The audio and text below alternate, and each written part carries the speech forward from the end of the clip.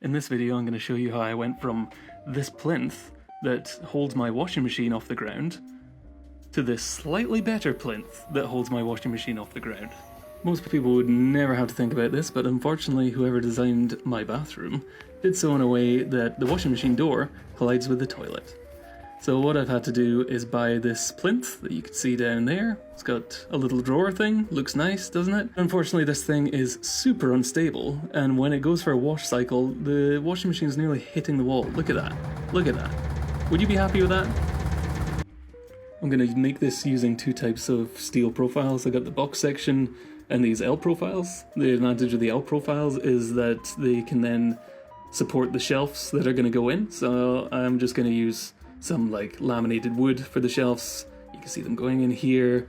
I'm kind of hoping these shelves will stiffen it up a bit. I'm pretty bad at welding, so what I'm going to do is add these massive gussets, you can see here, and I'm kind of hoping that that is going to compensate for my bad welding skills. Let's see. Okay, so I managed to get all the steel pre-cut, just to save me doing all that.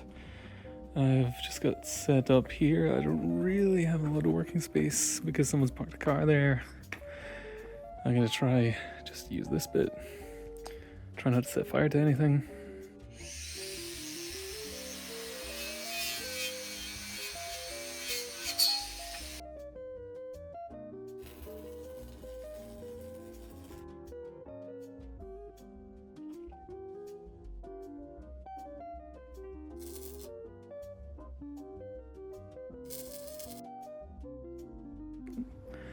Let's call this the first stage. I've kind of tacked it all together and it's all square.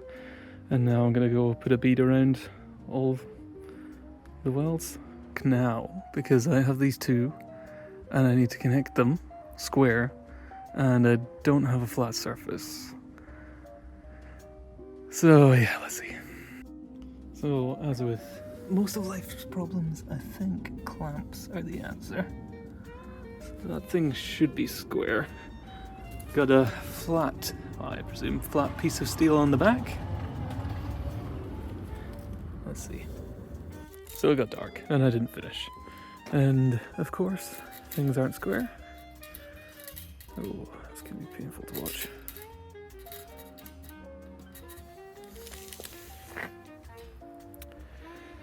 So, if we look in the diagonal, we got 108.5. And then the other one, 107. So what I think I'm going to do is put a ratchet belt between these corners and pull them in until they're equal.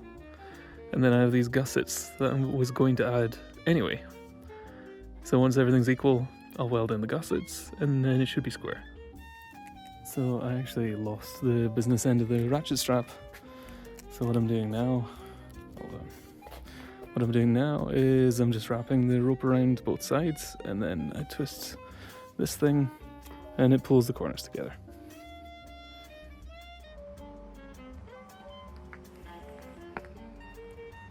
That is so bad looking. Here I kind of got into the swing of things. I was putting down bigger beads, but unfortunately this is on the back side so no one is ever going to see it.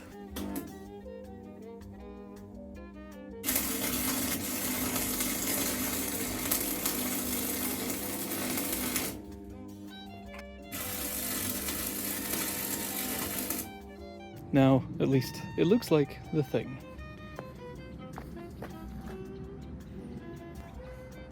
I'm calling it close enough. When you buy the steel, it comes with this black coating on it. I don't really know what this is. It's some sort of paint, I guess. You can see me here using a wire wheel to try and get it off. I found that this actually wasn't particularly good, so you see me using a piece of sandpaper here, which was a lot faster. I forgot to record the priming, but I'm using a zinc primer underneath this, and then I'm using the roller to apply the color coat. I like using the roller. I think it leaves a good finish. Onto the shelving boards. So I ordered these to size just to save me doing a lot of cutting on my balcony. And I waited until I was finished to see if the dimensions changed, and they were slightly different to my drawing, so I'm glad I did wait. Using the jigsaw here just to cut out the corners. Equally could have used a handsaw. Then I've got my AliExpress edge trimmer here to round off the corners. And in a minute you're about to see what you get with a cheap tool. So the cord on this thing is like a meter long. You need to be right next to the socket while you're using it.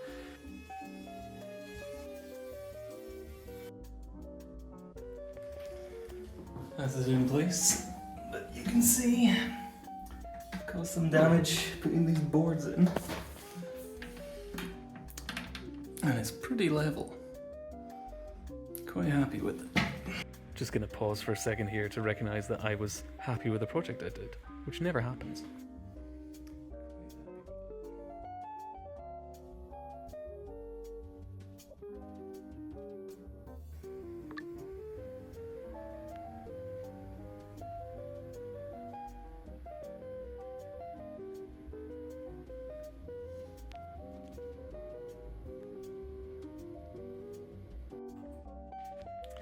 And there it is, in place, doing its job.